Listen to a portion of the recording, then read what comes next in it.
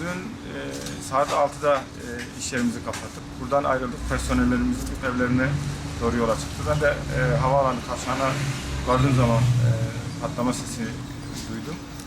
Arabadan indik, etrafımıza baktık. Herhangi bir şey göremedik. Daha sonra hastane tarafına döndüğümüz zaman işte büyük bir siyah duman gördük. Yerde işte yaralılar vardı, büyük bir yangın vardı çevrede. Zararımız maddi bir zarar çok şükür. Onun dışında herhangi bir zararımız yok. Bu tür olaylar yani artık herkesin lanetlemekten öte yani kitlesel olarak artık toplu olarak bölgemizde bu tür olayların olmaması. Yani hangi devirde yaşıyoruz, hangi asırda yaşıyoruz, bu tür patlamalarla nereye varılabilir, bu tür saldırılarla nereye varılabilir. Bazı insanlar işte bunların şehir merkezlerinde olmaması gerektiğini söylüyor. Buna da doğru bulmuyor. 21. yüzyılda yaşıyoruz. Bir insanı öldürmek, bir insanı katletmek, bütün insanlığı katletmekle eşdeğer bir durumdur. Biz Müslümanız, Müslüman bir toplumdayız. Bunlar kesinlikle kabul etmiyoruz. Maalesef bütün İslam coğrafyasında bugün kan akmaktadır. Sadece Müslümanlar üzerinde oynanan bir oyun olduğunu herkesin farkına varması gerekiyor. Bizim için işte hem Kürt hem Müslüman olmak maalesef bu ülkede yıllarca işte büyük bir acıya neden oldu. Yani yine Müslüman Türklerin kanının dökülmesi üzerine çeşitli planlar, çeşitli oyunlar oynanıyor. Olan yine masum mazlum Müslümanlara oluyor. Elimizden bir şey gelmiyor diyor insanlar işte dua etmekten. Sadece elimizden çok şey geliyor. Yani tam muhakkak dua edeceğiz, muhakkak bunun olaylarını getireceğiz. Ama daha böyle gür bir sesle, böyle korkarak değil, gür bir sesle bunlara karşı çıkmamız gerekiyor. Bu işi de tevil edip şirin gösteren insanlara karşı daha sert bir şekilde, daha yüksek bir sesle karşı çıkmamız gerekiyor. Çünkü bu insanlar alçaklar, korkaklar. Korkak olmasalar bu şekilde bombalı saldırılar yapmazlar. Karşımıza çıkıp bu tür bir şeyi kesinlikle yapamazlar. 15 Temmuz darbe gecesinde Türkiye'nin 81 vilayetinde insanlar bunu gösterdiler. Eğer yüz yüze gelebileceklerse insanların neler yapabileceğini gördük.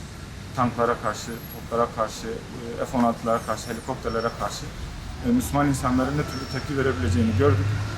İnanıyorum ki PKK terör örgütüne karşı da eğer karşımıza çıkabileceklerse insanların çıkıp onlara dur diyebileceğini yürekten inanıyorum.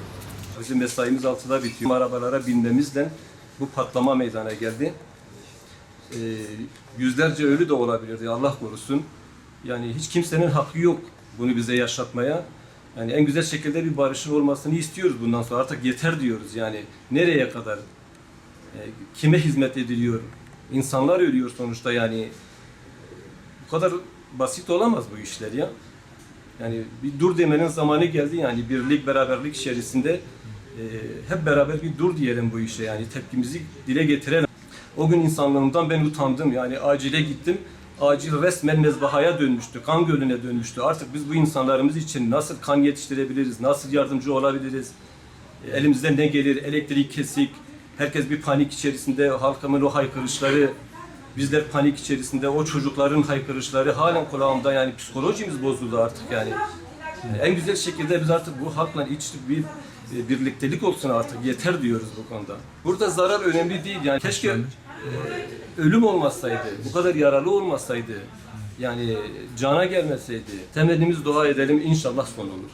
Son yıllarda Türkiye üzerinde ciddi oyunların oynandığı malumunuz. Artık terör örgütleri olsun ya da Fethullah Gülen örgütünün yaptığı eylemler gibi olsun, Batı'nın kullandığı maşaları milletimizin görmesi gerekiyor.